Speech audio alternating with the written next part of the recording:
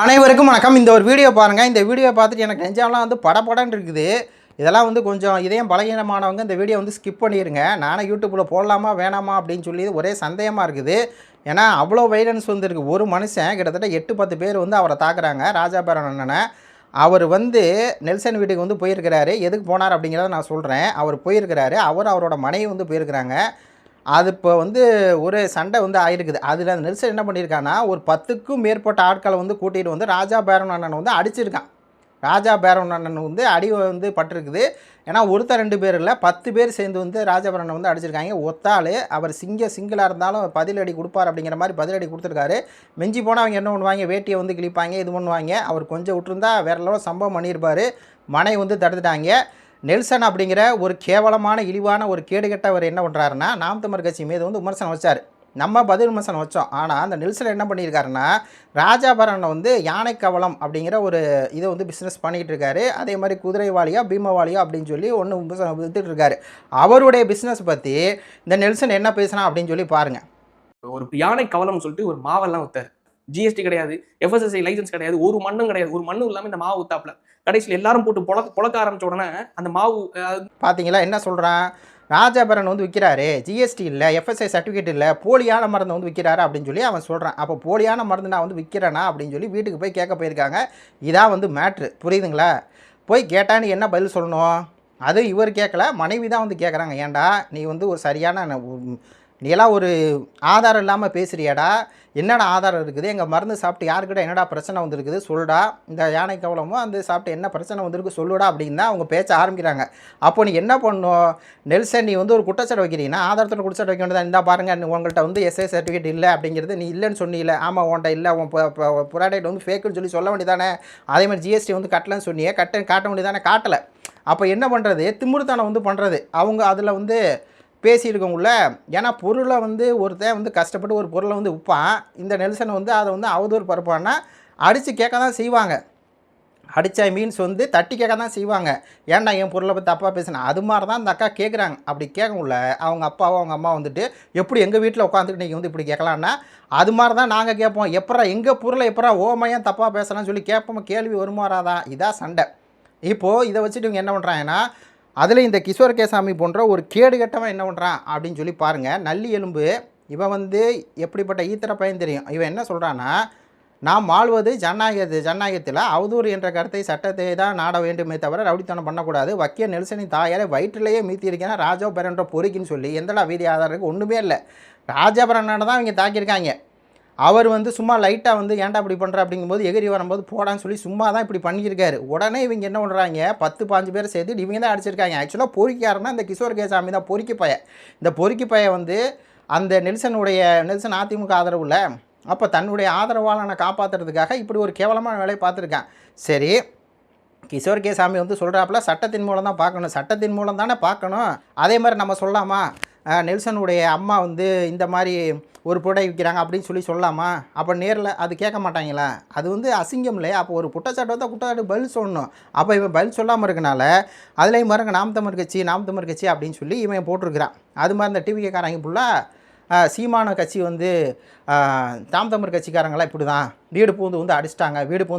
அவங்க எதுக்கு அடித்தாங்க? நாம் தமிழர் கட்சி அண்ணன் சாட்டை துரோகம்னு அது சரியாக சண்டை போயிட்டுருக்குது. இவன் நாம் தமிழர் கட்சி மேலே தொடர்ந்து அவதூறு பரப்புறான்.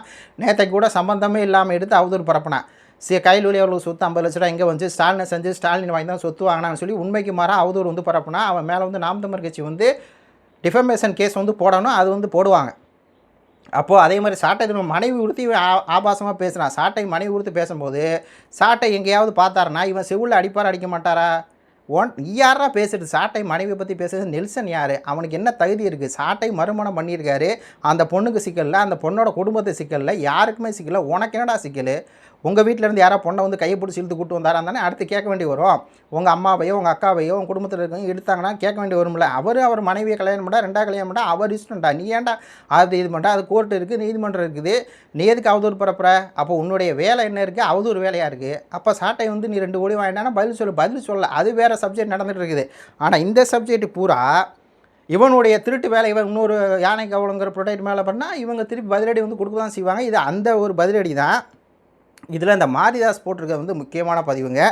ஆனால் ராஜாபுரனை வந்து தாக்குறாங்க.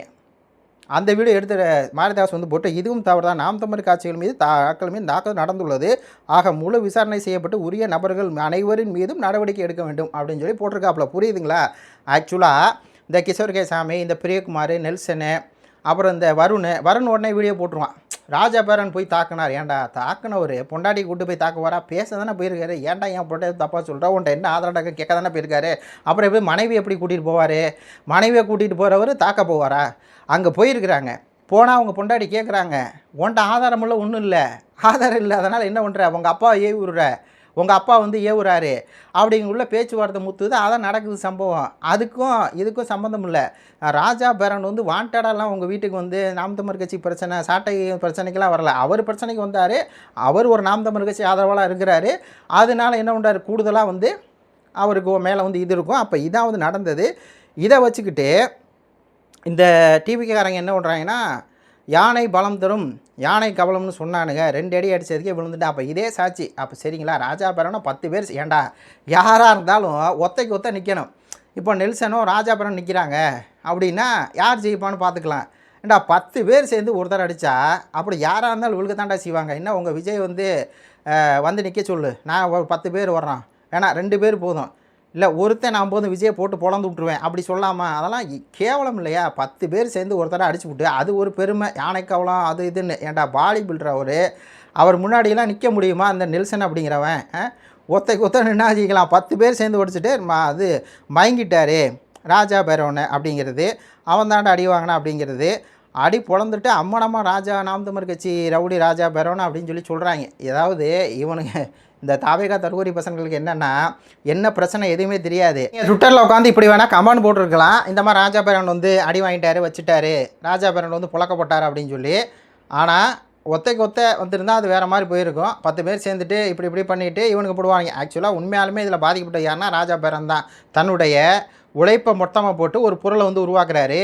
தன்னுடைய இத்தனை வருஷம் எக்ஸ்பீரியன்ஸ் 30-35 வருஷம் எக்ஸ்பீரியன்ஸை உருவாக்கி அதில் வந்து ஒரு பொருளை வந்து விற்று அதில் மூலியமாக அவர் வந்து வச்சுருக்கிறார். அந்த பொருளை கொடுத்து ஒருத்தன் தப்பாக பேசுகிறான், அதை கேட்க போனால் அவரை வந்து 10-15 வந்து அடிக்கணும். அப்போ இதில் யார் ரவுடி? ராஜபேரன் ரவுடி கிடையாது, நெல்சன் அப்படிங்கிறவன் தான் ரவுடி. நெல்சன் அப்படிங்கிறவன் தான் பார்க்கும்போது தெரியுது நல்லா சொகுசாக நல்லா செட்டில் ஆகிருப்பான் போல இருக்குது இந்த நெல்சன் அப்படிங்கிறவன். அது மாதிரி அந்த ஊரில் வந்து அவங்க ஆளுகள் மாதிரி ரவுடி பல்லாம் வச்சுருப்பான் போல இருக்குது. காரு கீரு எல்லாம் வசதியாக இங்கிட்டு சம்பாரித்தான் அப்படிங்கிறது தெரியும். சரி எப்படியோ சம்பாரித்தான். அப்போ இவன் தான் என்ன பண்ணிருக்கார், ரவுடி பைய ஒருத்தரை சும்மா இருந்தவரை பற்றி அவருடைய வியாபாரத்தை கெடுத்து அதுக்கப்புறம் அவர் நேராக போய் ஏன்டா என் வியாபாரத்தை கெடுத்துன்னு கேட்டால் அவன் தான் ஆட்கள் வச்சு அடிச்சிருக்கான் அப்படிங்கிறது தான் இதில் இருக்கக்கூடிய தகவல். அது தெரியாமல் இந்த தாவேகா தற்கூறிங்க நெல்சன் வந்து சாதிச்சிட்டு இருக்குது. திருப்பி இதெல்லாம் வந்து விட மாட்டார். அவர் கோர்ட்டில் கேஸ் போடுவார், அதுக்கு மேலே வந்து கோர்ட்டில் இனிமேல் கேஸ் நடக்கும், எல்லாம் நடக்கும். ராஜபுரம் வந்து விட சும்மா விட மாட்டா. நெல்சன் கண்டிப்பாக ஜெயிலுக்கு போகிறது உறுதி அப்படிங்கிற மாதிரி தான் இருக்குது. இதில் ரவுடி யாருன்னா நெல்சன் அப்படிங்கிற மாதிரி தான் இருக்குது. உங்கள் கருத்துக்களை சொல்லுங்கள். நன்றி, வணக்கம்.